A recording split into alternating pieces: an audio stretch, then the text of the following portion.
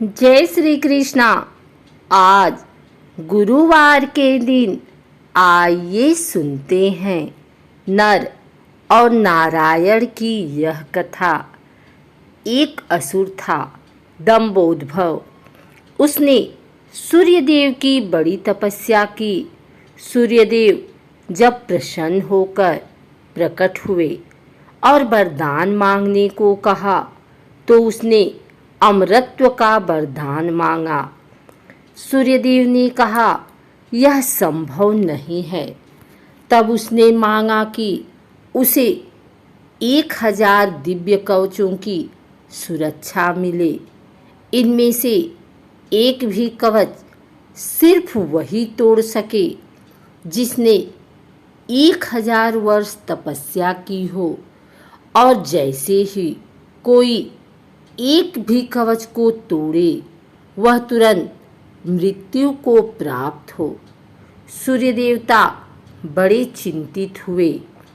वे इतना तो समझ ही पा रहे थे कि यह असुर इस वरदान का दुरुपयोग करेगा, किंतु उसकी तपस्या के आगे वे मजबूर थे। उन्हें उसे यह वरदान देना ही पड़ा। इन कवचों से सुरक्षित होने के बाद वही हुआ जिसका सूर्यदेव को डर था। दंभोदभव अपने सहस्त्र कवचों की शक्ति से अपने आप को अमर मानकर मन चाहे अत्याचार करने लगा। वह सहस्त्र कवच नाम से जाना जाने लगा। उधर सती जी के पिता दक्ष प्रजापति ने अपनी पुत्री मूर्ति का विवाह ब्रह्मा जी के मानस पुत्र धर्म से किया। मूर्ति ने सहस्त्र कवच के बारे में सुना हुआ था और उन्होंने श्री विष्णु से प्रार्थना की कि इसे खत्म करने के लिए वे आएं। विष्णु जी ने उसे आश्वासन दिया कि वे ऐसा करेंगे। समय क्रम में मूर्ति ने 2 जुड़वा पुत्रों को जन्म दिया, जिनके नाम हुए नर और नारायण। दोनों 2 शरीरों में होते हुए भी एक थे। 2 शरीरों में एक आत्मा। विष्णु जी ने एक साथ 2 शरीरों में नर और नारायण के रूप में अवतरण किया था। दोनों भाई बड़े हुए।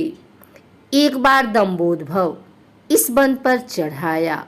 तब उसने एक तेजस्वी मनुष्य को अपनी ओर आते देखा और भय का अनुभव किया। उस व्यक्ति ने कहा कि मैं नर हूँ और तुमसे युद्ध करने आया हूँ। भय होते हुए भी दंभोदभव ने हंसकर कहा, तुम मेरे बारे में जानते ही क्या हो? मेरा कवच सिर्फ वही तोड़ सकता है जिसने 1000 वर्षों तक तप किया हो। नर ने हंसकर कहा कि मैं और मेरा भाई नारायण एक ही हैं।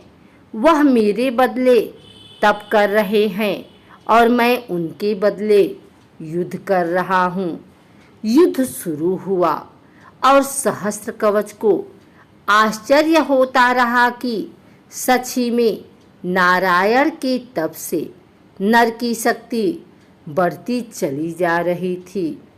जैसे ही 1000 वर्ष का समय पूर्ण हुआ, नर ने सहस्त्र कवच का एक कवच तोड़ दिया, लेकिन सूर्य के वरदान के अनुसार जैसे ही कवच टूटा, नर मृत होकर गिर पड़े। सहस्त्र कवच ने सोचा कि चलो एक कवच गया ही सही, किंतु यह तो मर गया। तभी उसने देखा कि नर उसकी ओर दौड़े आ रहा है और वह चकित हो गया।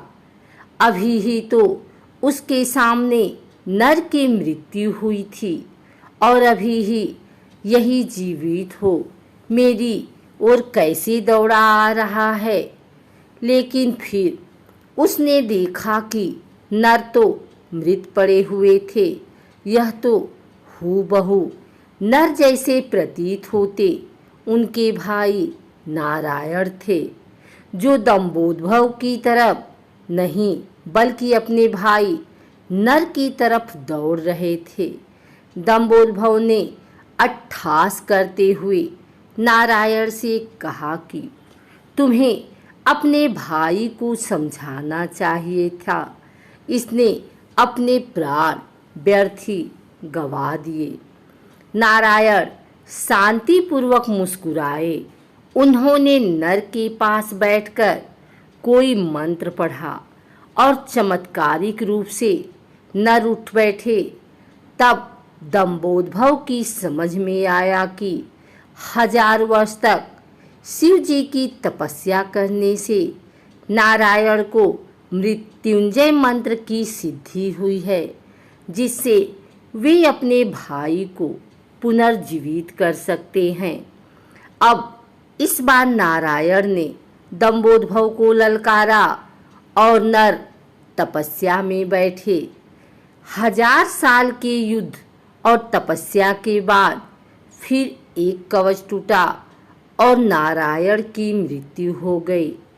फिर नर ने आकर नारायण को पुनर्जीवित कर दिया और यह चक्र फिर चलता रहा। इस तरह 999 बार युद्ध हुआ। एक भाई युद्ध करता, दूसरा तपस्या।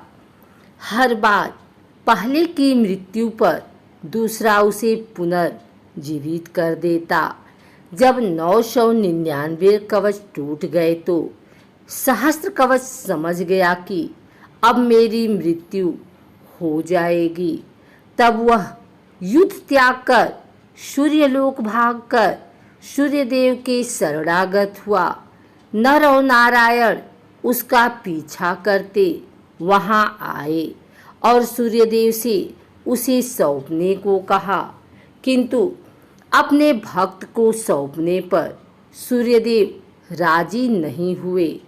तब नारायण ने अपने कमंडल से जल लेकर सूर्यदेव को श्राप दिया कि आप इस असुर को उसके कर्म फल से बचाने का प्रयास कर रहे हैं, जिसके लिए आप भी इसके पापों के भागीदार हुए और आप भी इसके साथ जन्म लेंगे इसका कर्म फल भोगने के लिए।